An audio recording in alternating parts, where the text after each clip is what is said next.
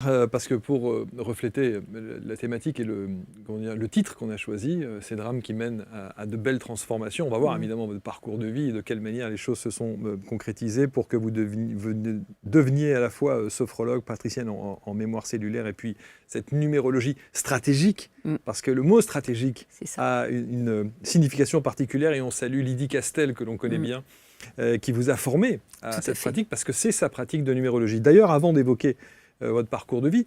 Parlons de la numérologie justement sous cet angle stratégique. Pourquoi stratégique ? Alors stratégique parce qu'elle est vraiment orientée solution. C'est-à-dire qu'on nous donne des clés pour mieux nous comprendre, avec aussi, donc il y a 7 clés qui sont sous forme de la symbolique de l'arbre. Donc si vous voulez, je rentre dans le détail un petit peu. Oui. Donc en fait, c'est pour ça que je vous ai parlé tout à l'heure de nos 2 racines. Donc les 2 racines, c'est nos dons, nos talents, nos besoins. Donc la première racine, elle se calcule avec toute notre date de naissance, en fait. C'est notre chemin de vie, ce qu'on appelle le chemin de vie. Et la deuxième, on va prendre tous nos prénoms et notre nom de jeune fille. Et ça, la guématrie, ça vient vraiment de la religion hébraïque, de la Bible hébraïque, où on additionne le A, c'est 1, le B, c'est 2, le C, c'est 3. Donc on va additionner tout ça. Alors Lydie, justement, a mis au point un outil. Donc on a juste à rentrer pour éviter les erreurs.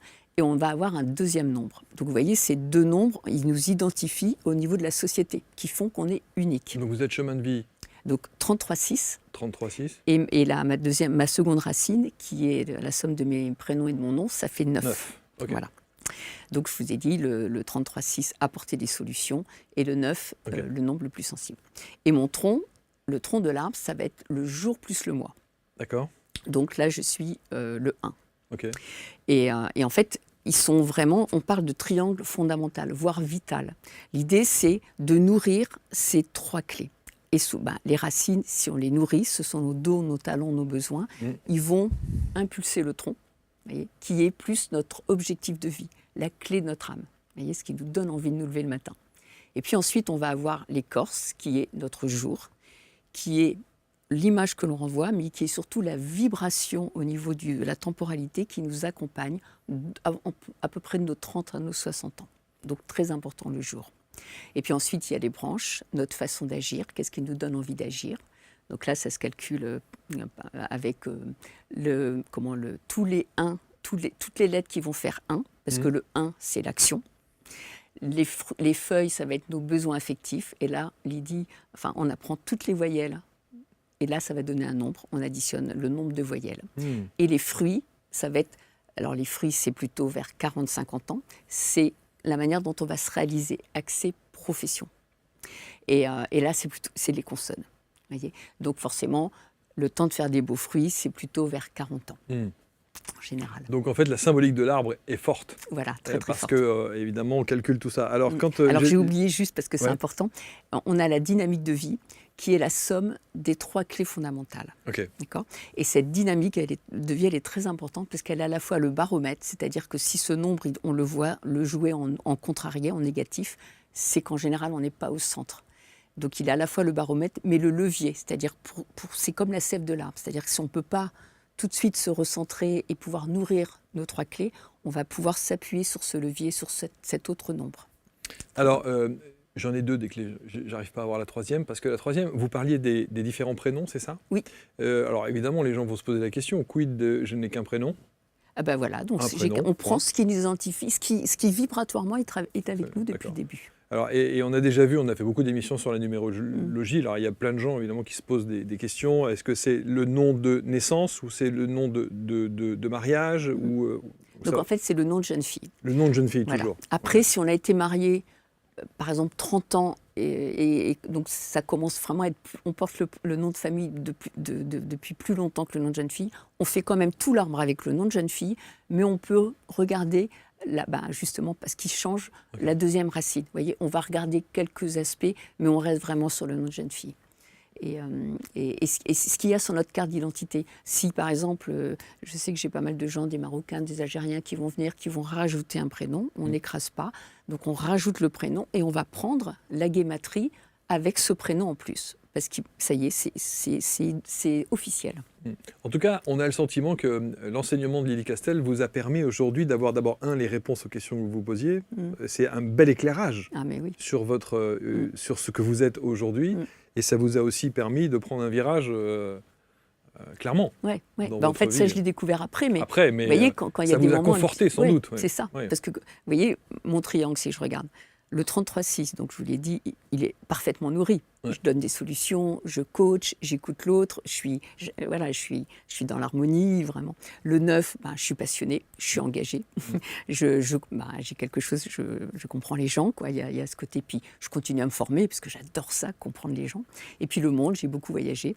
Et le tronc, il est 1. Je suis indépendante, je suis à mon compte. Je décide ce que je veux, et ça, je sais que c'est important pour moi. Le nombre qui est en haut, c'est C'est le jour plus le mois. Le jour plus le mois. Ouais, le tronc. 1.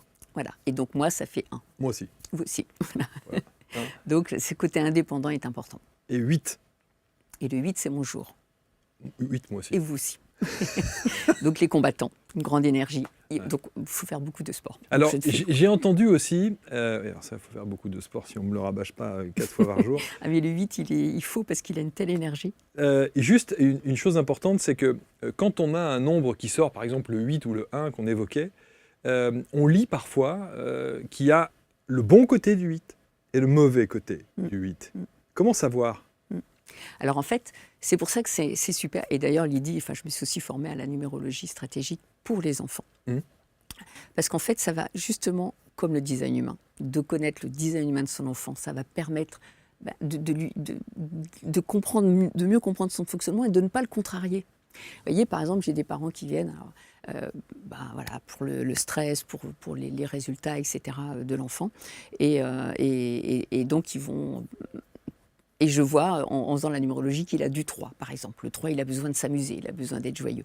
Alors après, l'idée, c'est on n'est pas un seul nombre. C'est de voir tous les nombres. Donc, il y a des nombres qui peuvent être quelque part ambivalents, mais ce n'est pas forcément une faiblesse. Au contraire, ça peut être un équilibre. Le tout, c'est de le savoir. Mais si je vois que justement, il y a du 3 et que l'enfant est triste, les parents vont me dire, il est triste, là. On lui demande beaucoup, c'est vrai, là, parce que c'est la 6e quand même, ou c'est la seconde, les parents. Voilà. Et il n'a pas de 4, il a plutôt, on va dire, 2, 3 et un 6, je ne sais pas. Et il a plutôt besoin de jouer.